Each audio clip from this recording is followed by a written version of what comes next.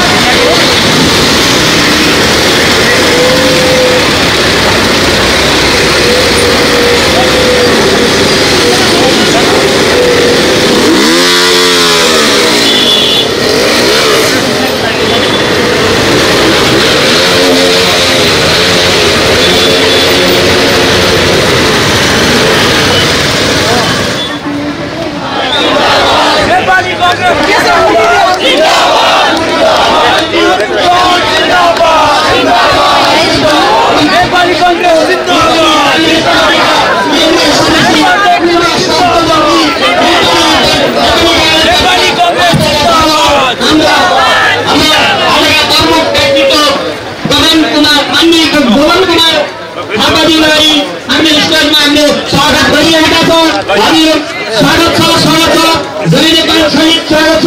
यहाँहरूले समूह रूपमा संगठित नेपाल प्रबन्धन भेकनगर कार्य समितिले आयोजना गरेको यस हाम्रा यहाँ उपस्थित भइसक्नुभएका प्रमुख अतिथि विभिन्न सङ्घ संस्थाबाट उपस्थित हुनुभएका व्यक्तित्वहरू विभिन्न गाउँपालिकाको वडाबाट आउनुभएका वडा टोलबाट उपस्थित हुनुभएका सम्पूर्ण लोकतन्त्र प्रेमी यस विषमलाई जमर्को गर्दा खुसी लागेको छ।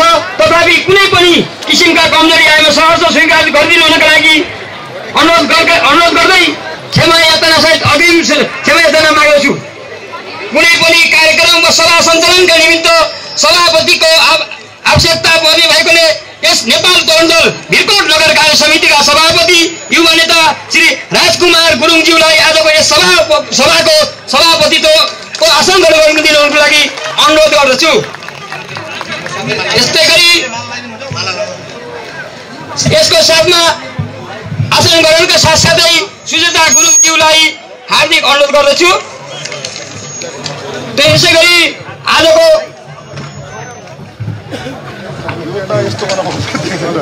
पूर्व स्वास्थ्य मन्त्री नेपाली कांग्रेसका आस्थाका धरोहर प्रभावशाली नेता एवं प्रखर व्यक्तित्व माननीय गगन कुमार थापाज्यूलाई आजको यस विशाल आमसभाको प्रमुख अतिथिता सहित आसन ग्रहण गरिदिनु हुनको लागि म हार्दिक अनुरोध गर्दछु।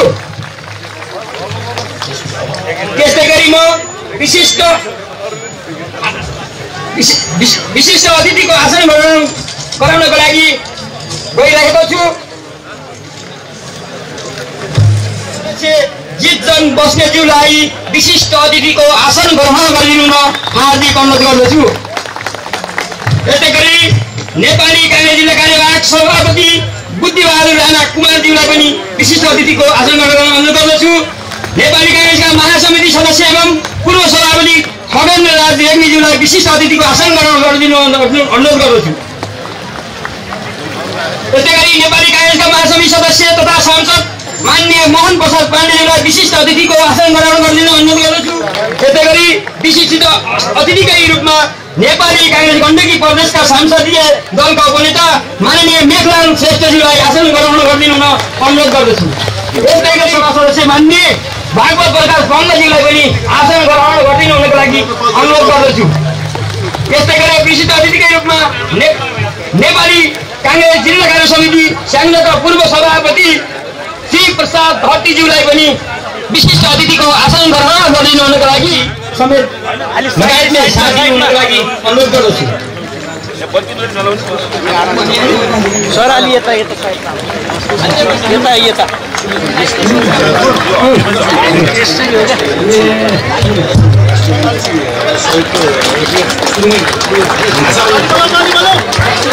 यहाँ सबैले ताली बजाएर यहाँ रौनक पुर्याइदिनुको लागि अनुरोध गर्दछु।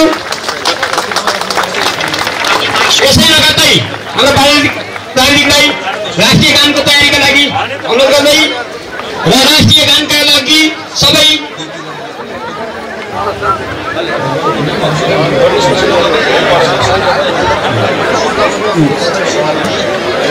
माल्यार्पण गर्ने क्रममा हाम्रा यस कार्यक्रमका गगन कुमार थापाज्यू सम्पूर्ण महिलाहरूको तर्फबाट अब राष्ट्रिय गानको भिरकोट नगर कार्य समितिद्वारा आयोजित यस विशाल आमसभाका प्रमुख आकर्षक व्यक्तित्व, प्रमुख अतिथि, नेपाली कांग्रेसका केन्द्रीय सदस्य, प्रभावशाली युवा नेता, पूर्व स्वास्थ्य मन्त्री, हामी सबैका ढुकढुकी माननीय गगन कुमार थापाज्यूलाई आफ्नो शुभकामना मन्तव्य राखिदिनु हुनको निमित्त हार्दिक अनुरोध गर्दै एकपटक जोरदार तालीले उहाँलाई स्वागत गरिदिनुको निमित्त हार्दिक अनुरोध गर्दछु।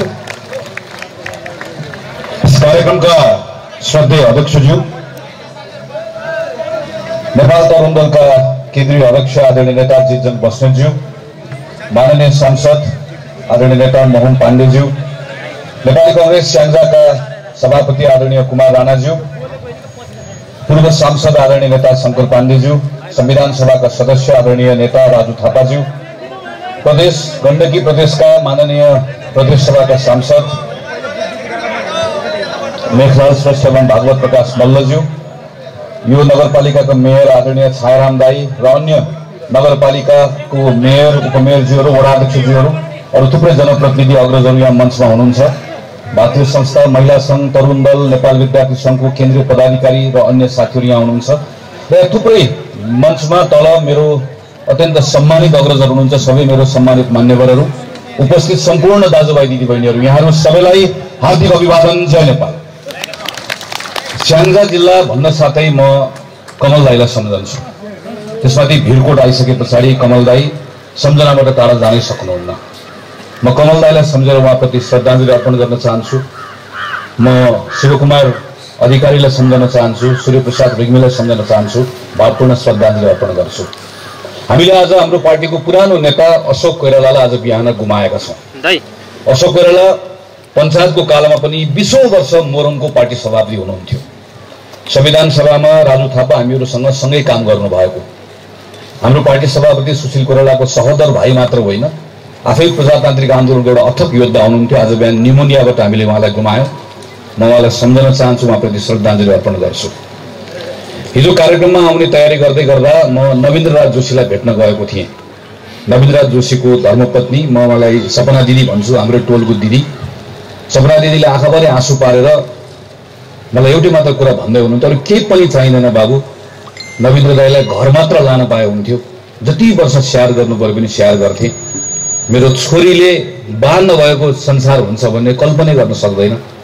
डाक्टरले अस्ति नै भेन्टिलेटरबाट झिकाउँ भनेर भन्दै गर्दा पनि मेरो मनले मानेन। म फर्कनुहुन्छ भन्ने विश्वास लिइरहेको छु भनेर भन्नुभएको म सम्झन्छु।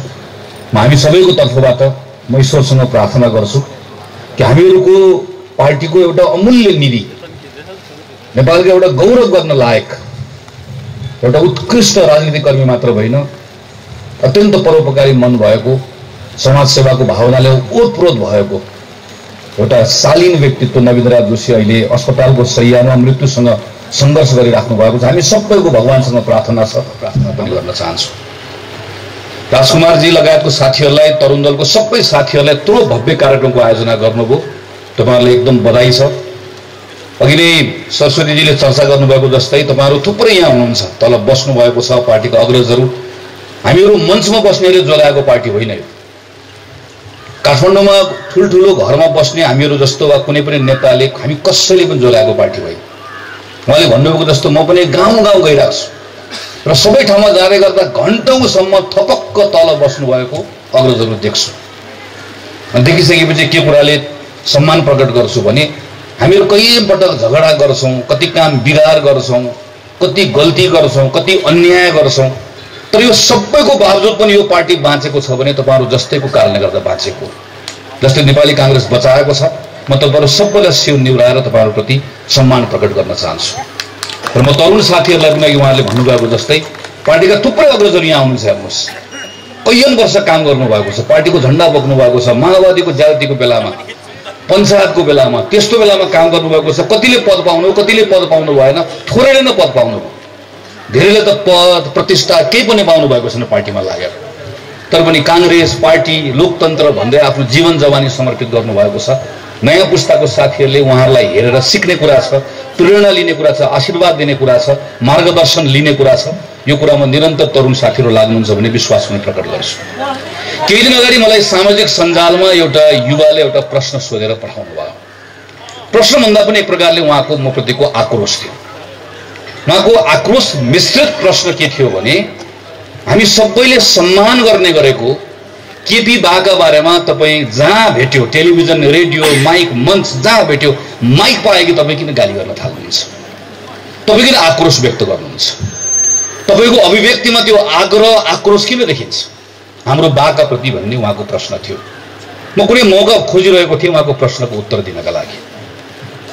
प्रधानमन्त्री केपी ओलीलाई उहाँले बा भन्नुहुन्छ, उमेरले उहाँ साँच्चैकै मेरो पनि बाकै उमेरको हुनुहुन्छ। उहाँलाई बा भन्न मलाई पनि केही पनि आपत्ति छैन। भक्तपुरमा श्रीमतीले बनाएको घरमा म बस्नुहुन्छ र काठमाडौँमा बाले बनाएको घरमा म बस्छु। मेरो घरबार पनि उहाँले केही बिगारिदिनु भएको छैन।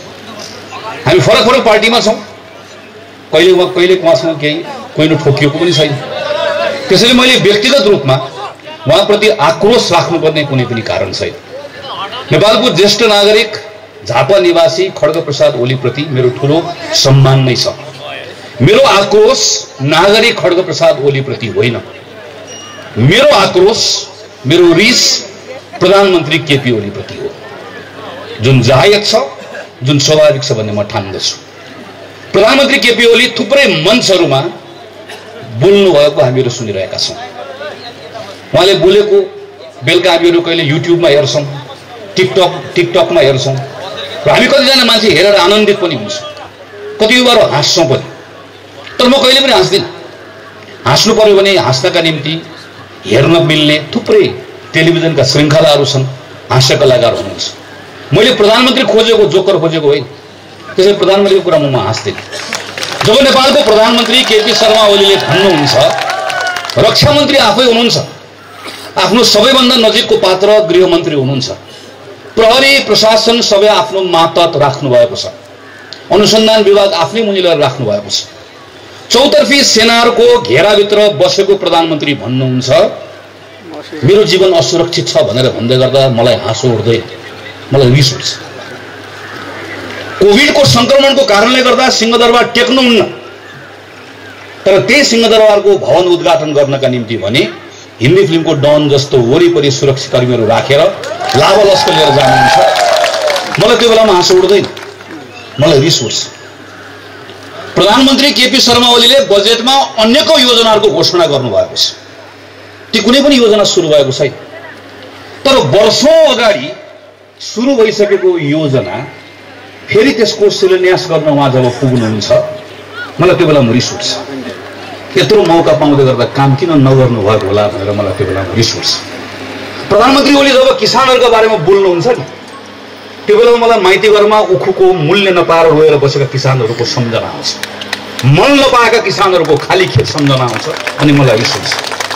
प्रधानमन्त्री ओली जब भन्नुहुन्छ अब भोकले कोही पनि मर्दैन, म हातमा नाम्लो लिएर 4 दिनसम्म खान नपाएर कीर्तिपुरमा डल्लो परेर लडेर नाम्लो एक हातमा झुन्डाएर मरेर बसेको सूर्यप्रसाद तामाङलाई सम्झन्छु, अनि मलाई रिस उठ्छ। प्रधानमन्त्री ओली जब भन्नुहुन्छ कोही पनि मान्छे अब स्वास्थ्य उपचार नपाइकन मर्दैनन्, म सरकार आफूले बनाएको आइसोलेसनमा सामान्य जीवनजल नपाएर जनकपुरमा मरेको राजु सदा सम्झन्छु, अनि मलाई रिस उठ्छ। प्रधानमन्त्री ओली जब भन्नुहुन्छ महिलाहरू सुरक्षित छन्, म निर्मला पन्त सम्झन्छु। प्रधानमन्त्री ओली जब भन्नुहुन्छ यहाँ सबै विभेदहरू सकियो, म नवराज विकला सम्झन्छु, अनि मलाई त्यो बेलामा रिस उठ्छ।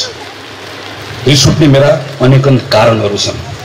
प्रधानमन्त्री ओली जब भारतीय टेलिभिजनको पत्रकारलाई बोलाएर अन्तर्वार्ता दिनुहुन्छ, कतिपय तन्नेरीहरूलाई जुरुक हुन मन लाग्छ होला, तर म जुरुक उफ्रन्न, किनकि मलाई थाहा छ प्रधानमन्त्रीले टेलिभिजनमा जे भन्नुभए तापनि भारतले त्यही काला पानीमा एकतर्फी पेलेर बाटो बनाउँदै गर्दा चुइक्क बोल्न सक्नु भएको छैन। त्यो देखेर मलाई रिस उठ्छ। चीनसँगको सम्बन्ध सुध्रियो भनेर प्रधानमन्त्रीले भाषण गर्दै गर्दा ताली बजाउनु मन लाग्दैन, किनकि 12-14 महिनादेखि हाम्रा व्यापारीका सामानहरू रसुवागढीमा रोकिएर बस्दै गर्दा चीनसँग एक शब्द बोल्न नसक्ने निरीह प्रधानमन्त्री देख्दै गर्दा मलाई रिस उठ्छ। त्यसकारणले गर्दा नेपालको प्रधानमन्त्रीले बोलेका कुरा, नेपालका प्रधानमन्त्रीले भनेका कुरा ती सुन्दै गर्दा बोल्न मन लाग्छ, आक्रोश पोख्न मन लाग्छ। धेरै वर्ष अगाडिको कुरा होइन, 20 वर्ष अगाडिको स्याङ्जा सम्झनुहोस्, सायद 2058 साल होला जस्तो लाग्छ मलाई, जतिखेर यहाँको चौकीमा ठुलो आक्रमण गरेका थिए माओवादीहरूले। 20 वर्ष अगाडिको स्याङ्जाको अवस्था के थियो? 20 वर्ष अगाडि यही स्याङ्जामा हो तपाईँहरूको साथी अहिले मैले सोधेँ नेत्र भण्डारी, मलाई अहिले पनि याद छ, विष्णुचन्द जो भर्खरको एउटा भरभराउँदो युवक हुनुहुन्थ्यो, अघि भर्खर छायाराम दाईले, शङ्कर दाईले मलाई सम्झाउनुहुन्थ्यो देवबहादुर खवासलाई कसरी यहीँबाट लिएर गएर मारे भनेर। शनि राणा मारिएको सम्झनुहोस्। यस्तो नामहरू देशभरिको जिल्लाहरूमा जाँदै गर्दा दर्जनौं नामहरू टिप्नु पर्ने हुन्छ डायरी, जसलाई माओवादीले कथित युद्धको बेलामा मारे। गिरिजाप्रसाद कोइराला कैलाली जानुभएको थियो पार्टीको सभापतिको रूपमा। कैलालीको एउटा गाउँमा काङ्ग्रेसको साथी मारियो, काङ्ग्रेसको सभापति झण्डा उडाउन जान चाहनुभयो, तर प्रशासनले भन्यो तपाईँ जान सक्नुहुन्न, हामी तपाईँलाई सुरक्षा दिन सक्दैनौँ। गिरिजाप्रसाद हामीलाई भन्नुहुन्थ्यो त्यो दिन मैले निर्णय गरेँ, यो कस्तो पार्टी, यो कस्तो राजनीति? मेरो साथी निहत्ता साथीलाई माओवादीले मार्दै गर्दा उसलाई मैले अन्तिममा गएर झण्डा ओडाएर सम्मान अर्पण गर्न सक्दिन भने यो राजनीतिको अर्थ छैन। यस्तो निरीह भएर हुँदैन। हिंसाको यो हालबाट मैले देशलाई बाहिर निकाल्नुपर्छ। गिरिजाप्रसादले सङ्कल्प गर्नुभयो, तपाईहरु हामी सबले साथ दियौं। कतिको घरबार लुटिएको थियो, कतिको कोख रितिएको थियो, कतिको सिन्दूर पुछिएको थियो। त्यो घाउहरू अहिले पनि म सम्झन्छु। मेरो साथी सुमन अधिकारी म बेला बेलामा भेट्छु काठमाडौँमा। मुक्तिनाथ अधिकारी तपाईहरु सम्झनुहुन्छ, 2 हात पछाडि बाँधिएर रुखमा बाँधेर लम्बुको शिक्षा। उसको छोरा अहिले पनि बेला बेला मसँगै पढेको, बाउको त्यही फोटो बोकेर काठमाडौँमा कुदिरहेको हुन्छ। गोर्खाको मेरो साथी छ दीपक हमाल भन्ने, जतिखेर म मेरो अर्को माओवादीको एउटा सांसदसँग मञ्चमा सँगै बसेर एउटा टेलिभिजन कार्यक्रम अन्तर्वार्ता दिँदै थिए, उसले मलाई चिट पठायो। त्यो चिटमा उसले के लेखेको थियो, दाइ जम्मा एउटा कुरा सोधिदिनु भयो भन्छ सांसद, मेरो मरिसकेको बालाई फेरि एकपटक सुइरोले घोचेर, त्यो लासमाथि फेरि सुइरोले घोचेर एउटा पर्चा गाडेको थियो सांसदले। मरिसकेको बामाथि पनि त्यो रिस्किनु पकेको सोधिदिनुस् न भनेर भनेको म सम्झन्छु। यस्तो कति कथाहरू छन् काङ्ग्रेसको घरमा, काङ्ग्रेसको परिवार। तर ती सबै कुराहरू सहेर आएको नि। म अर्घाखाँची जाँदा सम्झन्छु, मसँगै काम गरे साथी अनिता, उसले आफ्नो घर लिएर गइन्, कोठा देखाइन् र कोठा देखाएर भने यही कोठा हो। मेरो बा काठमाडौँबाट आउँदै गर्दा गिरिजाप्रसादले भन्नुभएको थियो नजानु त्यहाँ। तर बा जबरजस्ती आउनुभयो, के को लागि? विद्युतको गाउँको विद्युतीकरण गर्ने योजना पूरा गर्नका लागि। तर बा आउँदै गर्दाखेरि राति माओवादी आए, बालाई लिएर गए। बालाई करिब 2 घण्टासम्म त्यहाँ सबै मरिसके। तर मेरो बा मरिसके पछाडि जब ढोका फुटाएर आमा आउनुभयो, आमा बाको छाती ठोकेर बाको लासमाथि रुँदै हुनुहुन्थ्यो। एउटा माओवादीको युवकले पछाडिबाट आमालाई समात्दै गर्दा के समात्दै भन्दै गर्दा 2टा कानको फुली तानेको रहेछ। त्यो कथा र दिनौसम्म त्यहाँबाट लास पनि उठ्यो। त्यो कोठा लगेर देखाएको म सम्झन्छु। यस्ता कति कथा छन् हाम्रा। तर यो सबै कुरा सहेर पनि त्यो बेलामा गिरिजाप्रसादले गरेको त्यो निर्णयमा हामीले साथ किन दियौं? किनकि हामी शान्ति चाहन्थ्यौं। त्यही बाटोबाट अगाडि बढ्दै गर्दा संविधान सभाको चुनावमा गयौं। संविधान सभाको चुनाव हार्यौं नि हामी। म त्यो बेलामा यहाँ बागलुङ पुगेको सम्झन्छु, गुल्मी पुगेको सम्झन्छु। कमललाई चुनाव लड्नु भएको थियो, मलाई फोन गरेर बोलाएको म सम्झन्छु। म आउन पाएको थिइनँ। तर हामी प्राय सबै ठाउँ चुनाव हार्यौं। माओवादीको जातिको बारेमा कुरा चर्चा गर्नु साथीहरूले। त्यस्तो चुनाव हार्दै गर्दा पनि त्यो हार्ने चुनावलाई पनि स्वीकार गर्यो। किन? हामीलाई देशलाई शान्तिको राजमार्गमा ल्याउनु पर्ने थियो। त्यो हिंसाको पीडा काङ्ग्रेसको घरमा मात्र थिएन नि। त्यो माओवादी भनेर जबरजस्ती लिएर गएको त्यो युवकको घरमा पनि त कोही सेनाबाट मारिएको थियो, राज्यबाट मारिएको थियो, उसको घरमा पनि थियो नि। त्यो सबैलाई शान्तिको धुन हामीलाई पुर्याउनु पर्ने थियो। धेरै शोक धुनहरू बजे। हामी ती सबै घरमा मालश्रीको धुन पुर्याउन चाहन्थ्यौं। त्यसैले हामीले त्यो बाटो समात्यौं।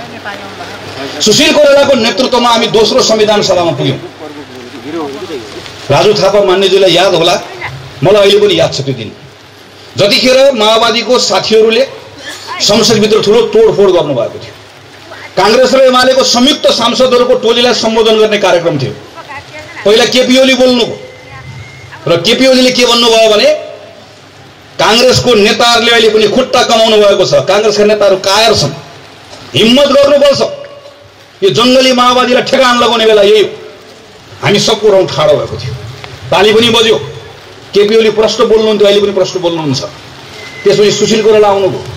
सुशील कोइरालाले बोल्नुभयो। हामी मध्ये धेरैले राम्रोसँग बुझेनौँ। छेउको सांसदलाई सोध्यौँ के बोल्नुभयो भनेर। सुशील कोइरालाले के भन्नुभएको रहेछ भने धेरै उत्तेजनामा आउनु हुँदैन, हामी ठुलो छौँ, सम्हाल्ने काम हाम्रो, माओवादीलाई पनि मिलाएर लिएर जानुपर्छ। त्यो बेलामा केपी ओली जस्तै प्रष्ट सुशील कोइरालाले बोल्नु भएको भए आजभन्दा 4-5 वर्ष अगाडि नै देशहरूको मुडभेडमा गइसकेको हुन्थ्यो। हामीले थोरै बोल्यौँ, नबुझिने गरिकन बोल्यौँ, तर हामीले सम्हाल्ने काम गर्यौँ। संविधान निर्माणको काम सकियो। शेरबहादुर देउवाको नेतृत्वमा अस्ति भर्खर होइन हामीले चुनाव गराएको। एमाले र माओवादी मिलिसकेपछि चुनाव हारिन्छ भन्ने कुरा तपाईलाई थाहा थियो, मलाई थाहा थियो, शेरबहादुर देउवालाई थाहा थिएन। र अहिले गरेको जस्तै प्रधानमन्त्रीले गरेको जस्तै जाल झेल गर्नुपर्छ भन्ने सिकाउने केही साथीहरू कालो कोट लाएर त्यो बेलामा नआउनु भएको हो र। यो बेलामा चुनाव नगरे पनि हुन्छ, यो बहानामा नगरे हुन्छ, त्यो बहानामा नगरे हुन्छ। माघ 7 गते भित्रमा चुनाव गर्नुपर्छ भन्ने थियो, चुनाव नगरे पनि हुन्छ, किनकि कांग्रेस चुनाव हार्दैछ।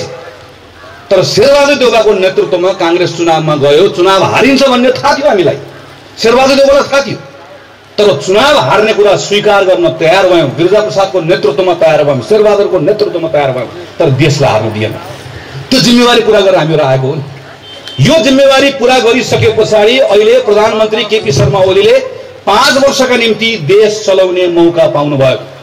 केही गाह्रो थियो, संविधान बन्यो, संविधान मान्दिन भनेको मधेसको पार्टी पनि संविधान अन्तर्गतको चुनावमा भाग लिएर आएको, प्रचण्ड बहुमत प्राप्त गरेको, दलभित्र पनि एक छत्र प्रभाव रहेको, कांग्रेस खिएर कमजोर भएको र चरित्र र प्रवृत्तिका हिसाबले पनि कांग्रेसको चरित्र र प्रवृत्ति सहयोग गर्ने नै कुरा अवस्थामा रहेको, देशभरिको नागरिकहरूले बल्ल यत्रो वर्षपछि स्थिर सरकार पायौँ वाह भनेर भनेको, केपी ओली केपी ओली केपी ओली भनेर जिन्दाबाद जिन्दाबाद भनेर भनेको, के गरे त ओलीले गर्छ भन्ने अवस्था बनेको। यो 5 वर्षको समय संविधानको कार्यान्वयन गर्ने, संविधानभित्र लेखेका वाचाहरू पूरा गर्ने, शिक्षा स्वास्थ्य जस्ता कैयन वर्षदेखि परिवर्तनको लागि कुरेर बसिरहेको क्षेत्रमा ठूलो परिवर्तन लिएर आउने यो मौका होइन। तर अहिले प्रधानमन्त्री केपी शर्मा ओलीले करिब 1800 दिन नेपाल चलाउनका निम्ति उहाँलाई सिंहदरबारको ढोका हामीले खोल्यौं। 1200 दिन सक्यो उहाँको। यो 1200 दिन सकिसके पछाडि आजको दिनमा गाउँमा, शहरमा, पहाडमा, मधेसमा कहीँ कतै एउटा कम्युनिस्ट भेटिएला, कुनै कम्युनिस्ट पार्टीका एउटा इमानदार मान्छे जसले बेइमानी नगरिकन कुरा गर्न सक्ला, कसैले भन्न सक्ला यो 5 वर्षभित्रमा, यो 5 वर्षको 1200 दिनमा, 1800 दिनको 1200 दिनमा प्रधानमन्त्री केपी शर्मा ओलीको नेतृत्वको सरकारको कारणले गर्दा मेरो जीवनमा यो बदलाव आयो, नेपालमा यो बदलाव आयो भनेर भन्न सक्ने मान्छे कोही होला? कुनै एउटा क्षेत्र होला, शिक्षाको क्षेत्र, स्वास्थ्यको क्षेत्र, पूर्वाधारको क्षेत्र, कुनै एउटा क्षेत्र होला, कुनै कुनै कुनै कुनै पनि क्षेत्र, कुनै एउटा किसान होला, कुनै एउटा ठूलो उद्योग चलाउने मान्छे होला, सानो व्यवसाय गर्ने मान्छे होला, कोही एउटा श्रमिक होला जसले आजभन्दा केही वर्ष अगाडि प्रधानमन्त्री ओलीले शासन गर्नुभन्दा पहिला मेरा अप्ठ्याराहरू गएको 1200 दिनमा सरकारको प्रयासको कारणले गर्दा बदलिएको छ, मेरो दिन झन् राम्रो हुँदै गएको छ भन्ने मान्छे कोही होला? कतार गएको कोही युवकले नेपालमा नयाँ रोजगारीको अवसर सृजना भएछ म नेपाल फर्कन्छु भनेर आएको कोही होला? कोरियाको लागि ईपीएस फारम भरेको तर म कोरिया जान्न नेपालमै काम गर्छु भनेर रोकिएको मान्छे कोही होला? नेपालमा गएको यो 1200 दिनभित्रमा कतिवटा उद्योगहरू खुले, कतिवटा नयाँ रोजगारी सृजना भए, कुन कुन नयाँ प्रविधि भित्रियो, कति नयाँ मानिसहरूले काम पाए, कसैले भन्न सक्छ? कहीँ छ, कहीँ पनि छैन। अर्कोतिर यो त एउटा पक्ष भयो, अर्को पक्ष हेर्नुहोस् त, अघि साथीले राष्ट्रपतिको कुराकानी गर्नुभयो। राष्ट्रपति त प्रधानमन्त्री ओलीको एउटा गोटी बन्नुभएको छ, प्रधानमन्त्री ओलीको एउटा गुटको पनि प्रवक्ता बन्न पुग्नु भएको छ। संवैधानिक आयोग हेर्नुहोस् त, यो अख्तियार दुरुपयोग अनुसन्धान आयोग हो, यो निर्वाचन आयोग हो। यो अख्तियार दुरुपयोग अनुसन्धान आयोगले अब प्रधानमन्त्री केपी ओली शर्माले गर्नुभएको भ्रष्टाचारमाथि प्रश्न उठाउँछ सक्छ? यो ओली आयोग, यो निर्वाचन आयोगले प्रधानमन्त्री केपी शर्मा ओलीले को सरकारले निर्वाचनमा धाँधली गर्न खोज्यो भने रोक्ने हिम्मत राख्छ? यो निर्वाचन आयोग होइन, यो ओली आयोग। अनि यहाँ हेर्नुहोस् त प्रदेशका मुख्यमन्त्रीहरू, यो कोही मुख्यमन्त्री जस्ता छन्, यी सब प्रधानमन्त्रीको बिग्रेको फोटोकपी जस्ता छन्, कोही देखिन्छ, कहीँ बाँकी छ हामीले देखिन्छ। यस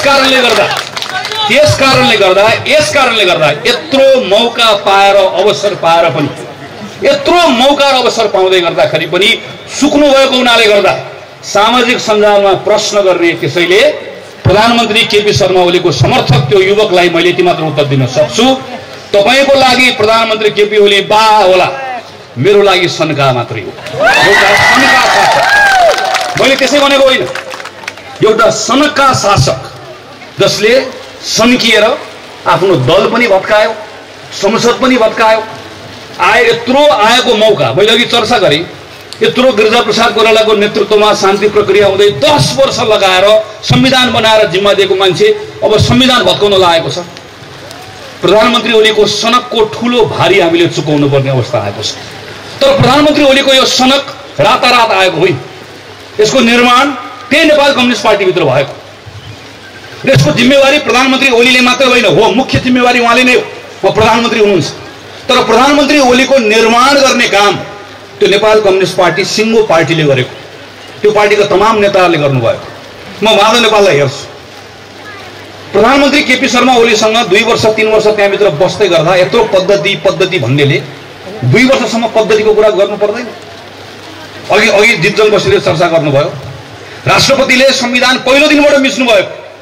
संसदमा सभामुख एउटा पार्टीको उपसभामुख अर्को पार्टीको हुनुपर्छ भन्ने संविधानमा लेखिएको छ होइन। कृष्णबहादुर महरा एउटा पार्टीको, शिवमाया तुम्पा आम्पे अर्को पार्टीको, माओवादीको हो र एमालेको भनेर जालजेल गरेर बस्ने। शेरबहादुरले सिफारिस गरेको 3 जना व्यक्तिलाई सांसद बनाउनुपर्छ भन्दै गर्दा राष्ट्रपतिले नमाने पनि हुने। अनि प्रधानमन्त्री ओलीले भनेको मान्छेको प्रमुखलाई निर्वाचन आयोगको प्रमुख बनाउने। म योगेश भट्टराई लगायतको साथीहरू सम्झन्छु, त्यो बेलामा हामीले भनेको संसदमा तपाईँहरूको बहुमत छ भनेर अदालतमा सिफारिस भएको प्रधान न्यायाधीशलाई हटाउने काम नगर्नुहोस्। यसरी अदालत चलाउनु भयो भने भोलि तपाईँलाई भारी पर्छ। तपाईँहरू कसैले मान्नुभयो? कसैले मान्नु भएन, कसैले तिर्नु भएन। किन? केपी ओलीले के भनिदिनु भएको थियो? यो अर्को माओवादी हो, मौका परेको बेलामा कुइनोले ठेलेर पठाउने हो, हामी एमाले गाउनुपर्छ। अस्ति हेर्नुहोस् त, अदालतले माओवादी र एमाले दुईटा अलग अलग हो भनेको दिन अब माधव नेपालले के गर्नु होला, अब लड्नु होला भनेको त बद्री पगिनेको सही पनि एमाले मै पनि एमाले भन्दै गीत गाउँदै फिर्या। फेरि केपी ओलीले हप्काएको, फेरि पार्टी प्यालेस पुग्यो। कहिले पार्टी कार्यालय आएको छ, कहिले पार्टी प्यालेस पुगेको छ, कहिले पार्टी कार्यालय आएको छ, कहिले पार्टी प्यालेस पुगेको छ। माधव नेपाल लगायतको साथीहरूले प्रधानमन्त्री ओलीको स्वेच्छाचारितालाई रोक्न सक्नु भएन। किन? मनभित्र लोभ थियो प्रचण्ड। रातारात केपी ओलीसँग मिलेर एउटा पार्टी बनाउनु, नेपाल कम्युनिस्ट पार्टी भनेर नाम राख्नु। नेपाल कम्युनिस्ट पार्टीभित्र आलो पालो प्रधानमन्त्री हुने भनेको आलो पालो प्रधानमन्त्री पनि छाड्नु। त्यो सबै कुरा छाडेको किन? त्यो नेपाल कम्युनिस्ट पार्टीको सिङ्गो कम्युनिस्ट पार्टीको अध्यक्ष हुनको लागि। किन? प्रधानमन्त्री ओलीले के भनिदिनु भएको थियो? कमरेड, मेरो त स्वास्थ्य खराब छ, यो त दुईटा प्लेन, यो प्लेनको त दुईटा पाइलट हुन्छ। एउटा पाइलटले विश्राम लिएपछि अर्को एउटा पाइलटले आनन्दले माथि तल उडाउने हो भनेपछि दङ्ग परेर माथि तल भन्दै गर्दा अहिले फेरि साँडा पुर्याइदिनु भएको छ। सबैको नाडी छामेको प्रधानमन्त्री ओली पालै पिलो नाडी छाम्दै हेप्दै माधव नेपाललाई हेप्न थालेको, प्रचण्डलाई हेप्न थालेको, हेप्दा दुस्साहस बढेर संविधानलाई हेप्न थालेको, संसदलाई हेप्न थालेको, त्यो संविधान चलाएको, संसद भङ्ग गरेको। अहिले अदालतले संसद पुनर्स्थापित गरिदिसके पछाडि अब यो संसदलाई देखाइदिन्छु भनेर अहिले प्रधानमन्त्री ओलीले संसदलाई सँग बैरी साधेर संसदसँग बदला लिन खोजेको। भोलि संसदको बैठक छ, भोलिको संसदको बैठक 2-3टा संसदको बैठक भइसक्यो। संसदको बैठकमा एउटा पनि छलफल नहोस् भन्ने प्रधानमन्त्री चाहनुहुन्छ, कुनै छलफल नहोस् भन्ने चाहनुहुन्छ। किन? यो संसदमा छलफल हुनै सक्दैन, यो संसद गए गुज्रेको छ, पङ्गु भयो, यो संसदले काम गर्न सक्दैन भन्ने कुरालाई स्थापित गर्न चाहनुहुन्छ। प्रधानमन्त्रीको मति पनि ठिक भएन, गति पनि ठिक भएन। प्रधानमन्त्री बरालिनु भएको छ, बरालिएको प्रधानमन्त्रीको कदमहरूले संविधानलाई हत्काउने काम मात्र गर्छ। यसलाई रोक्ने काम अब हामीले गर्नुपर्छ। हिजो नेपाल कम्युनिस्ट पार्टी थियो, नेपाल कम्युनिस्ट पार्टीसँग 64% मत थियो, हामीसँग थोरै मात्रै हामी सांसदहरू थियौँ। नेपाल कम्युनिस्ट पार्टीभित्र माधव नेपाल प्रचण्डको एउटा गुट, केपी शर्मा ओलीको एउटा गुट, वैधानिक हिसाबले उहाँहरू एउटै पार्टीको हुनुहुन्थ्यो।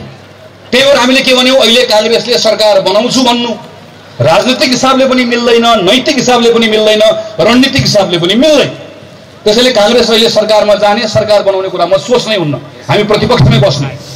तर नेपाल कम्युनिस्ट पार्टी त अस्तिबाट सक्यो, अदालतले फैसला गरिदियो एउटा एमाले एउटा माओवादी भनेर। त्यो दिनबाट नेपाल कम्युनिस्ट पार्टीको मृत्यु भयो। तर नेपाल कम्युनिस्ट पार्टीको मृत्यु भएको दिन मलामी जाने मान्छे कोही पनि भएन। नेपाल कम्युनिस्ट पार्टीको मृत्यु भएको दिन त मलामी जानुपर्ने हो नि त, शोक गीत गाउनुपर्ने हो नि त। तर लोकगीत गाइयो, भोज खाइयो, आहा सक्यो आजबाट नेकपा। यो कोही एमाले भएर दङ्ग, कोही माओवादी भएर दङ्ग। 3 वर्ष अगाडि हाम्रै गाउँमा आएर फुर्ती लगाएको होइन, अब 50 वर्ष हामीले शासन गर्ने हो, गयो काङ्ग्रेस भनेको होइन। अनि 3 वर्ष पछाडि एमाले र माओवादी फेरि बिउताएर ल्याउँदै गर्दा फेरि लड्डु उहाँहरूले खानुभएको छ, फेरि रमाइलो उहाँहरूले गर्नुभएको छ। नेपाल कम्युनिस्ट पार्टी त सक्यो। नेपाल कम्युनिस्ट पार्टी सकिसके पछाडि नेपाल कम्युनिस्ट पार्टीले पाएको वैधानिक शासन चलाउन पाउने वैधानिक अधिकार त्यो प्राधिकार पनि सक्यो। अब संसदमा को छ? एमाले छ, माओवादी छ, कांग्रेस। एमाले ठूलो दल छ, प्रधानमन्त्री केपी शर्मा ओली हुनुहुन्छ। प्रधानमन्त्री केपी शर्मा ओलीलाई अर्को 2 वर्ष शासन चलाउन दिने भनेको अघि मैले चर्चा गरिसके। प्रधानमन्त्री केपी शर्मा ओलीसँग शासकीय क्षमताबाट यो 2 वर्ष बाँकी रहेको 600 दिनमा तपाई मेरो जीवनमा परिवर्तन ल्याउने कुनै पनि योग्यता छैन। त्यहाँ हामीले के पनि प्राप्त गर्न सक्दैन। र यो 2 वर्षभित्रमा उहाँले अरू थप भत्काउने हो, अरू बाँकी रहेका संवैधानिक निकायहरू जुन बाँकी छन् ती बाँकी रहेका निकायलाई पनि पङ्गु बनाउने हो, संसदलाई पङ्गु बनाउने हो, अदालतलाई प्रभावित गर्ने हो, निर्वाचन आयोगलाई प्रभावित गर्ने हो र हाम्रो निर्वाचन नाम मात्रको निर्वाचनमा सीमित गर्ने हो, जसको बारेमा यी साथीहरूले चर्चा गर्नुभएको छ। त्यसैले यो बेलामा कांग्रेसको कर्तव्य हो, यो कांग्रेसको रहर होइन, कांग्रेसको बाध्यता पनि होइन, कांग्रेसको कर्तव्य हो अहिले कि नेपाली कांग्रेसले अब प्रधानमन्त्री केपी शर्मा ओलीलाई घर पठाउनु पर्छ। हाम्रो जिम्मेवारी हामीले लिँदै गर्दा हामीले अर्काको भाग लामो समयसम्म लिएर बस्ने होइन, किनकि यो पटक हामीले सरकार चलाउने जिम्मा पाएको होइन। सरकार चलाउने जिम्मा नेकपाले नै पाएको, तर नेकपाले सरकार नचलाएपछि र नेकपा विधिवत रूपमा विसर्जन गरिसके पछाडि अब कांग्रेसले सरकारको दाबी गर्ने कुरा मिल्छ मात्र होइन, गर्नुपर्छ।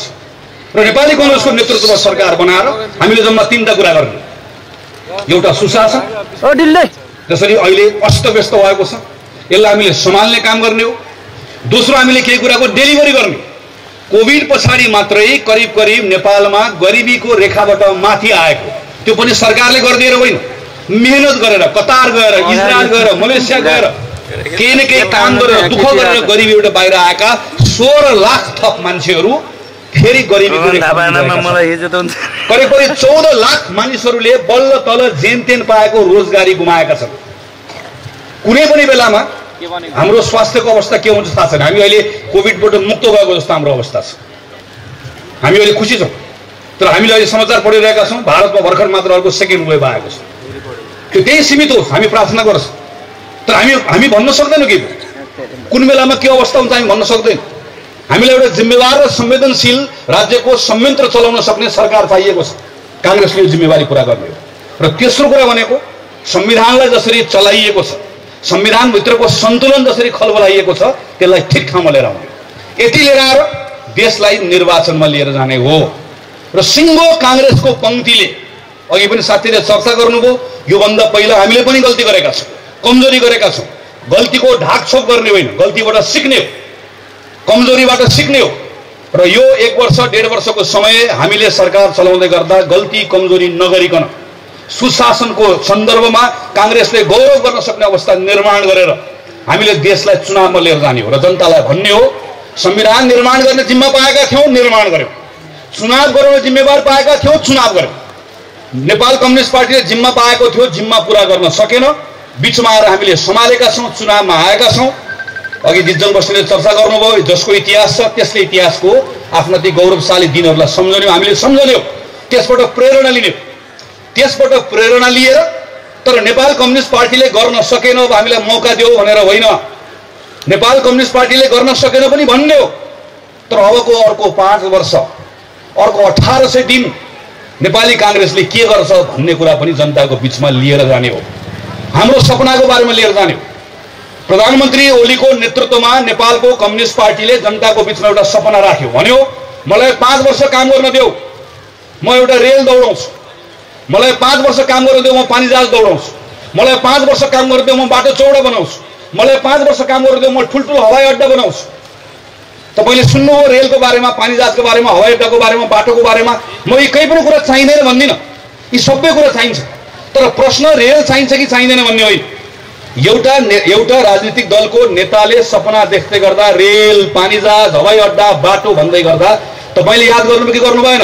रेल देखियो, पानी जहाज देखियो, हवाई अड्डा देखियो, बाटो देखियो, तर त्यो बाटोमा हिँड्ने मान्छे देखिएन, रेलभित्र हिँड्ने मान्छे चिनिएन, पानी जहाज कसले चढ्ने मान्छे देखिएन। कम्युनिस्ट पार्टीको सपनामा रेल हटायो, मान्छे हटाएन, पानी जहाज हटायो, मान्छे हटाएन। यो समृद्धिको सपना खोक्रो थियो, खोक्रो छ, खोक्रो हुन्छ। कांग्रेसले देख्ने सपना र देखाउने सपना समृद्धिको होइन, समुन्नतिको, समृद्धि र समुन्नतिको फरक यही हो। समृद्धिको केन्द्रमा मान्छे हुँदैन, समुन्नतिको केन्द्रमा मान्छे हुन्छ। त त्यो मान्छे कहाँ छ? जेन तेन गरेर कसैले विद्यालयमा पढ्न पाएको छ, विद्यालयमा पढ्न पायो भने कक्षा सक्न पाएको छैन, कक्षा सक्न पायो भने सिक्न पाएको छैन, कथम कदाचित सिकेर बाहिर आयो भने रोजगारी पाएको छैन, कथम कदाचित रोजगारी पायो भने कुनै एउटा रोग लाग्यो भने जेन तेन गरेर जोडेको घरबार सबै बेचेर बाको आमाको आफ्नो उपचार गरेर फेरि कंगाल र गरिब बन्नुपर्ने अवस्था आएको छ। संविधानमा लेखिएको छ, खातका खात संविधानभित्र अधिकार लेखिएको छ, दलितको अधिकार लेखिएको छ, महिलाको अधिकार लेखिएको छ, महिला पुरुष बराबर भनिएको छ, 33% भनिएको छ। तर 3 वर्षको एउटा सानो बालिकादेखि 85 वर्षसम्मको हजुरआमाको बलात्कार गर्ने त्यो पाशविक सोच भएको मान्छे यही तयार गरिराखिएको छ। एउटा दलित परिवारमाथि भएको बलात्कारको मिलापत्र गरेन भनेर यही तनहुको शुक्ला गण्डकी गाउँपालिकामा नगरपालिकामा एउटा सिङ्गो दलित परिवारलाई नै गाउँबाट बहिष्कार गरिएको छ। यही छ हाम्रो वरिपरि देखिरहेका छ, यही भइरहेको छ, यही वरिपरि हाम्रो नागरिकहरू छन्। त्यसैले काङ्ग्रेसले देख्ने समुन्नतिको सपना भनेको जन्मको आधारमा कसको घरमा जन्मियो, कसको परिवारमा जन्मियो, त्यसको आधारमा कसैको भविष्य निर्धारण हुने कुरालाई हामी बदल्छौँ। नेपालभन्दा बाहिर गएका नेपाली युवकहरू बाध्यताले नेपालभन्दा बाहिर गएका नेपाली युवकहरूलाई नेपालभित्र फर्कने अवस्था निर्माण गर्छौँ। माग्नेहरूको देशबाट कारोबार गर्ने देशका रूपमा नेपालको स्तर उन्नति गर्छौँ। सबल नागरिक भएको समुन्नत नेपाल निर्माण गर्छौँ। सबल नागरिकको पहिलो त्यसको पक्ष भनेको नागरिकको स्वतन्त्रता, बलियो शासक होइन, बलियो नागरिक। कार्यकर्ता देख्दा नेता डराउनुपर्छ, जनता देख्दै गर्दाखेरि जनताको नेता प्रधानमन्त्री डराउनुपर्छ। प्रधानमन्त्री राजा होइन, हामी सांसदहरू भनेको तपाईँको प्रतिनिधि हो, सेवक हो। हामीले बनाउने व्यवस्था भनेको जनताको शासक, जनताको प्रतिनिधि बलियो होइन, नागरिकलाई बलियो बनाउने। र नागरिकलाई बलियो बनाउँदै गर्दा उसका स्वतन्त्रतालाई विस्तारित गर्ने हो। अघि नै पनि साथीले चर्चा गर्नुभयो, मेरा सानसाना 2टा छोरीहरू छन्, म पनि त्यसको चर्चा गर्छु। मेरा सानसाना 2टा छोरीहरू 7 वर्ष र 10 वर्षको छोरीहरूले काठमाडौँको राम्रो विद्यालयमा अध्ययन गर्न पाइरहेका छन्। काङ्ग्रेसले देख्ने समुन्नतिको सपना भनेको मेरो छोरी जस्तै नेपालभरिका छोरीहरूले पनि त्यसै गरिकन राम्रो विद्यालयमा पढ्न सक्ने भयो भने बल्ल त्यो समुन्नत नेपालतर्फको हाम्रो पाइला हो। प्रधानमन्त्रीको 2टा किडनी बदलिएको छ, प्रधानमन्त्रीको दीर्घायुको कामना गर्छु। तर समुन्नत नेपाल भनेको प्रधानमन्त्रीको किडनी बदलिएको जस्तै नेपालको कुनै अर्को एउटा युवकले पनि आफ्नो किडनीमा कुनै पनि त्यसको बदल्नु पर्यो भने घरबार बेच्ने अवस्था नहोस्। राष्ट्रपतिको रगत बदलिएको छ, पहिलो राष्ट्रपतिको पनि दोस्रो राष्ट्रपतिको उपचार भएको छ। नेपालको राष्ट्रपतिको उपचार भएको जस्तै नेपालको एउटा सामान्य नागरिकको पनि उपचार हुने अवस्था निर्माण होस्, त्यो अवस्था बनाउन सकियोस्। हामीले देख्ने समुन्नतिको सपना भनेको यो हो। 15 वर्षदेखि 29 वर्षको उमेरको प्रत्येक वर्ष 4 लाखदेखि 5 लाख युवाहरू श्रमको बजारमा आउँछन्। हामीले जम्मा 30 देखि 40 हजार मात्रै राम्रो रोजगारी सृजना गर्छौँ। अरू मागिरहेका मानिसहरू कहाँ जान्छन्? अनौपचारिक क्षेत्रमा जान्छन्, बाहिर काम गर्न जान्छन्, कतार जान्छन्, खाडी जान्छन्, प्रत्येक दिन 2000 जान्छन्। अनि त्यो युवाहरूले कमाएर नेपालमा पैसा पठाउँछन्। त्यो पैसाबाट अनि हामी गएर भारतमा गएर सामान किन्छौँ। के किन्छौँ? खाद्यान्न, लत्ता, कपडा, यो फुलको माला लगाएको खादा केही बाँकी छैन, सबै हामी त्यहाँबाट किन्छौँ। त्यो किन्दै गर्दाखेरि सरकारले बिचमा ढाट राखेर केही पैसा कर उठाउँछ, भन्सार उठाउँछ। त्यो भन्सारले गएर सिंहदरबारको खुत्रेकेमा अलिकति पैसा जम्मा हुन्छ। अनि त्यो पैसा बोकेर सरकार तपाईँको गाउँमा आउँछ, के भन्छ भने हाम्रो पार्टी सरकारमा आयो भने वृद्ध भत्ता बढाएर 5000 पुर्याइनेछ। अनि युवाले ताली बजाउँछ, पर ताली बजाउँछ। उसले सोध्दै दिनको 2000 कतार जान्छ, दिनको 1000 भारत जान्छ, त्यहाँ गएर मान्छे बेच्छौँ हामी। उसले कमाएको पैसा नेपाल आउँछ, तपाईँको खल्तीमा आउँछ, मेरो खल्तीमा आउँछ, बजार जान्छ, बजारमा गएर सबै सामान भारतबाट ल्याएर किन्छ। त्यो किनेको ठाउँमा ढाट राखेर केही पैसा उठाउँछ। त्यो पैसा जम्मा गरेर सरकारले खुत्रुकेमा हालेर अनि अस्ति भर्खर प्रधानमन्त्रीले भन्नुभएको जस्तो म आए भने म ज्येष्ठ नागरिकको भत्ता बढाइदिन्छु भन्छ। अनि ज्येष्ठ नागरिकको भत्ता बढाउने पार्टीलाई भोट दिनुपर्छ भनेर युवाले ताली बजाएर जिताएर पठाइदिन्छ। यो अवस्था बदल्ने हो। अब मान्छे बेच्ने होइन, समृद्ध नेपाल भनेको मान्छे बेच्ने हो रहेछ। समुन्नत नेपाल भनेको मान्छे होइन, सामान बेच्ने हो। अब श्रमको गन्तव्य खोज्ने होइन, अब हाम्रो बजार खोज्ने, हाम्रो सामानको बजार खोज्ने। त्यो भनेको नेपाललाई औद्योगिकीकरणमा लिएर जाने हो। वर्षौंदेखि कांग्रेसले के आरोप लगाइयो? कांग्रेसले जनकपुर चुरोट कारखाना बेच्यो, बाँसबारी छाला जुत्ता बेच्यो, भुइँकुटी कागज कारखाना बेच्यो, कांग्रेसले सरकारले चलाएको उद्योगहरू बेच्यो। वर्षौंदेखि लगाएको आरोप अस्ति केही दिन अगाडि प्रधानमन्त्री पनि लगाउँदै हुनुहुन्थ्यो, म सुन्दै थिएँ केही दिन अगाडि।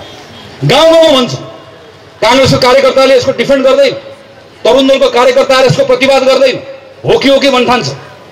म तरुण साथीहरूलाई आग्रह गर्छु, यो छलफल हुँदै गर्दाखेरि अब भाग्ने होइन, यसको प्रतिरोध गर्ने हो। यदि सरकारले चुरोट कारखाना बेच्ने कुरा गलत थियो, जुत्ता कारखाना बेच्ने कुरा गलत थियो, सरकारले कपडा उद्योग बेच्ने कुरा गलत थियो भने अहिले कम्युनिस्ट पार्टीको एकल सरकार हुँदै गर्दा प्रधानमन्त्री ओलीले चुरोट बनाउने कारखाना किन खोल्नु भयो? जुत्ता बनाउने कारखाना किन खोल्नु भयो? कपडा बनाउने कारखाना किन खोल्नु भयो? किनकि प्रधानमन्त्री ओलीलाई पनि राम्रोसँग थाहा छ, सरकारले जुत्ता बनाएर संसारमा कुनै पनि देश नाफामा गएको छैन, हामी पनि जाँदैन।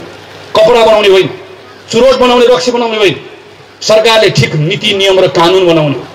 उद्योग धन्दा भनेका त गाउँमा सहरमा सबतिर अघि नै चर्चा भएको जस्तै निजी क्षेत्रका मानिसहरूले खोल्ने, अरबौं रुपियाँ नेपाल लिएर आउने हो, मान्छे बाहिर पठाउने होइन, पैसा भएको मान्छे लिएर आउने हो, यहीँभित्र नेपालीसँग खल्तीमा गएको पैसा बाहिर निकाल्ने हो। आजको दिनमा अफगानिस्तान भन्दा अगाडि मात्रै छ नेपाल दक्षिण एसियामा, त्यही बङ्गलादेश हेर्नुहोस्, त्यही श्रीलङ्का हेर्नुहोस्, त्यही भुटान हेर्नुहोस्, संसारभरिका मान्छे बोराको बोरा पैसा बोकेर बङ्गलादेश आउँछ, बङ्गलादेशमा आएर गार्मेन्ट खोल्छ, बङ्गलादेशमा आएर औषधिको उद्योग खोल्छ, अनि बङ्गलादेशले औषधि बेच्छ, जुन औषधि तपाईँ र म खान्छौँ। बङ्गलादेशले बनाएको लुगा लत्ता कपडा संयुक्त राज्य अमेरिकाका मानिसले समेत त्यसलाई लगाउँछन्, अनि हामी चाहिँ केटा र केटीलाई कतार पठाएर इजरायल पठाएर अनि तिनले कमाएको पैसा ल्याएर चीन र बङ्गलादेशको सामान ल्याएर किनेर खाएर त्यसबाट नै हाम्रो घरधन्दा चलाएर बसेका छौँ। यो अवस्था फेर्ने हो, कसले फेर्ने हो? हामीले फेर्ने हो, कांग्रेसले फेर्ने हो। बीचमा आउँदै गर्दा यो प्रतिबद्धता लिएर जाने हो। हामी कतार गएका केटाकेटीलाई फर्काउँछौँ, कोरिया मलेसिया गएका साथीहरूलाई फर्काउँछौँ, इजरायल गएका बहिनीहरूलाई फर्काउँछौँ, तिनलाई यहीँभित्र मर्यादित रोजगारी पाउने अवसर निर्माण गर्छौँ। हामीसँग त्यो नीति पनि छ, हामीले सरकार चलाउँदै गर्दा त्यो विश्वास पनि हामी दिलाउन सक्छौँ। तिनले कमाएको पैसाबाट जब तिनले कर तिर्छन् अनि सिंहदरबारको खुत्रुकेमा पैसा भरिन्छ, सामान बेचेर आएको पैसाबाट भरिन्छ, मान्छे बेचेर आएको पैसाबाट होइन।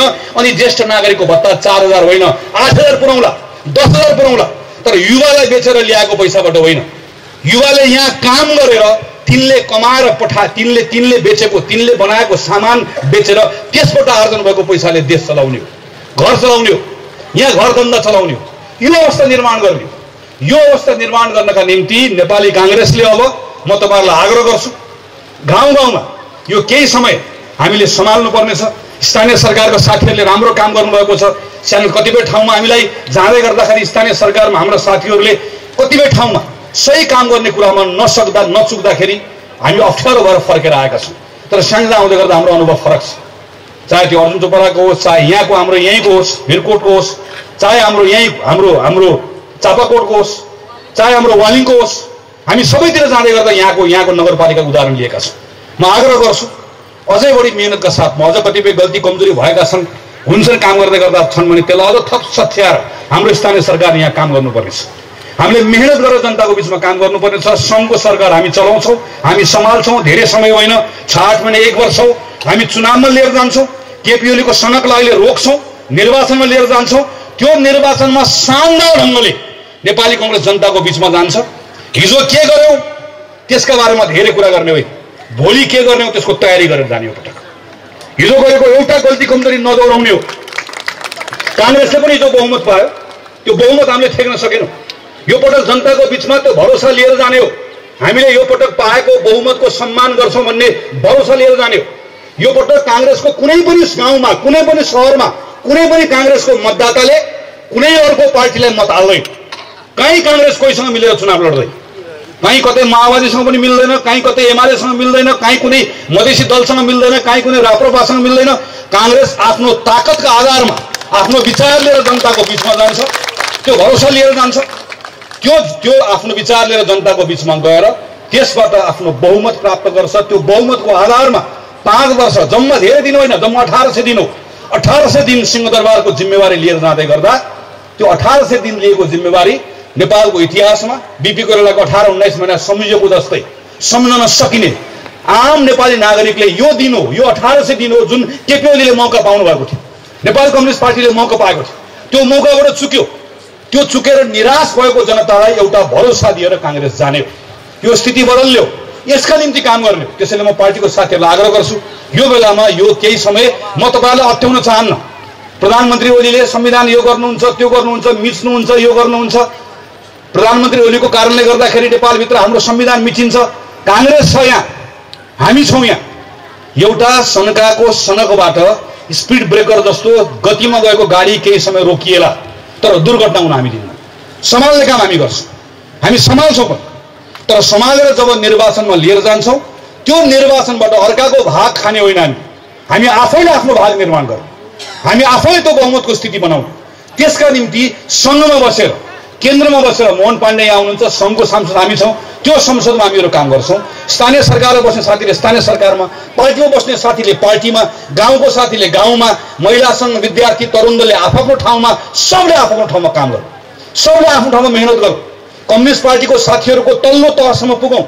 नेपालमा कम्युनिस्ट पार्टी निर्माण हुँदै गर्दा जुन उत्साह देखियो, आज कम्युनिस्ट पार्टीको विसर्जन हुँदै गर्दा कम्युनिस्ट पार्टीमा पनि गाउँ तहमा काम गरेर बस्नुभएका थुप्रै साथीहरूको आज त्यो भ्रम टुटेको छ। अघि नै एकजना साथीले सुरुमा आएर जसरी बोल्नुभयो, दलित आन्दोलन लाग्नुभएको साथीले, कि म कसरी दलित आन्दोलनमा लाग्दै गर्दा कम्युनिस्ट आन्दोलनमा लागे, तर एउटा नवराज विकको, रुकुमको, जाजरकोटको एउटा घटनाले कसरी मेरो आँखा खोल्यो भनेको जस्तै आज थुप्रै कम्युनिस्ट साथीहरूको आँखा उग्रिएको छ। तर तिनीलाई भेट्न हामी जानुपर्छ, तिनीसँग संवाद गर्न हामी जानुपर्छ। नेपालमा कम्युनिस्ट पार्टीले बेचेको राष्ट्रियताको, नेपालमा कम्युनिस्ट पार्टीले बेच्न खोजेको धर्मको, यी सबै कुराहरू नाङ्गो भइसकेको छ, यी सबै कुराहरू रित्तिसकेको छ। तर हामीहरू जान सक्नुपर्छ, हामीहरूले संवाद गर्न सक्नुपर्छ। यो संवाद गर्ने कुरामा तपाईहरु जानुहुन्छ भन्ने कुराको विश्वास व्यक्त गर्दै, यो जमान सिंह गुरुङको, यो कुनै बेला 2015 सालमा जमान सिंह गुरुङ, यामबहादुर खाँड उहाँहरू निर्वाचित भएको ठाउँ, यो स्याङ्जा जिल्ला। कुनै बेला हामी काठमाडौँमा बसेर विद्यार्थी संगठनमा काम गर्दै गर्दा स्याङ्जा भनिसके पछाडि स्याङ्जा खास गरिकन कास्कीका सन्दर्भमा हाम्रो एउटा धारणा भयो, गण्डक खास गरिकन स्याङ्जा भन्न साथै सधैँभरि कांग्रेसको पर्यावासी जसरी हामीले यसलाई बुझ्यौँ। विगतको केही समयभित्र हामीले कहिले यहाँभित्र शानदार विजय पनि प्राप्त गर्यौँ, कहिले हामीले पराजयको स्वाद पनि चाख्नुपर्ने अवस्था आयो। स्थिति बदलिएको छ। अघि साथीले चर्चा गर्नुभएको छ, यहाँभित्र न्याय होस् भन्नुभएको छ। स्याङ्जामा पार्टीको साथीहरूमाथि न्याय होस् भन्ने कुराको लागि लड्ने जिम्मा हाम्रो, यहाँभित्र विवेक पुर्याइनुपर्छ भन्ने कुराको लागि लड्ने जिम्मा हाम्रो, यहाँभित्रको साथीहरूले अन्याय नहुने दिने जिम्मा हाम्रो। तर अबको 1.5 लामो पनि होइन, अबको 1 वर्षभित्रमा देश चुनावमा जान्छ भनेर त्यो चुनावको लागि तयारी गर्ने जिम्मा तपाईहरुको। यो पटक संघको निर्वाचनमा दुईटै निर्वाचन क्षेत्रबाट, 1 नम्बर र 2 नम्बर दुवै निर्वाचन क्षेत्रबाट काठमाडौँको सिंहदरबारको त्यो बन्दै गरेको नयाँ संसदको भवनमा 2 जना सांसद पठाउन तपाईहरु तयार हो कि होइन? तपाईहरुको अगाडि प्रश्न यो, त्यो जिम्मा तपाईले लिनुपर्छ। तपाईहरुले पठाउनु भएको 2 जना सांसदलाई हामी स्याङ्जा रित्तो पठाउँदैनौँ, त्यो जिम्मा हाम्रो। हामी तपाईले पठाएको मतको सम्मान राख्छौं, त्यो जिम्मा हाम्रो, सिङ्गो कांग्रेसको नेतृत्वको। तर तल काम गर्ने जिम्मा तपाईहरुको। एउटा उच्च उत्साहका साथमा म पार्टीको साथीहरूलाई आग्रह गर्छु, एकताबद्ध भएर अधिवेशन आउँदैछ, अधिवेशनभित्र हाम्रो आन्तरिक प्रतिस्पर्धा हुन्छ, त्यसलाई पनि मर्यादित बनाएर, त्यसलाई पनि सीमाभित्र राखेर। किनकि अधिवेशनको 3-4 महिना 5-6 महिनापछि त्यस्तै पर्यो भने जम्मा 3-4 महिनापछि हामी चुनावमा जानुपर्ने अवस्था हुन्छ, त्यस्तै पर्यो भने 6 महिनापछि चुनावमा जानुपर्ने अवस्था हुन्छ। अधिवेशनमा हाम्रो तिक्तता यस्तो नहोस् कि त्यसको 3-4 महिनापछि हुने चुनाव प्रभावित नहोस्। यो सन्दर्भमा पनि तपाईहरु सबले ध्यान दिएर सचेत रहेर पार्टीलाई एकताबद्ध बनाएर राख्नुहुन्छ भन्ने कुराको विश्वास व्यक्त गर्दै, तरुण साथीहरू जो आजको कार्यक्रम यत्रो लाग्नु भएको छ, पार्टीको अधिवेशनमा विभिन्न ठाउँमा तपाईले आफूले आफ्नो योग्यता अनुसार, रुचि अनुसार जिम्मेवारी लिने कुरामा तपाईहरुलाई शुभेच्छा प्रकट गर्दै यो कार्यक्रममा मलाई बोलाउनु भयो। तरुण दलका अध्यक्ष राजकुमारजी लगायतको सबै साथीहरूलाई हृदयबाट धन्यवाद दिँदै मेरो कुरा टुङ्ग्याउँछु। धन्यवाद, नमस्कार, जय नेपाल। आफ्नो कार्यव्यस्तताले पनि बिरकोट नगर कार्य समितिको निमन्त्रणालाई सहर्ष स्वीकार गरी आफ्नो भनाई र मन्तव्यहरू राखिदिनु भएकोमा माननीय गगन कुमार थापाज्यूलाई विशेष धन्यवाद प्रकट गर्दै आजको यस कार्यक्रमलाई धन्यवाद मन्तव्य राखिदिनको निमित्त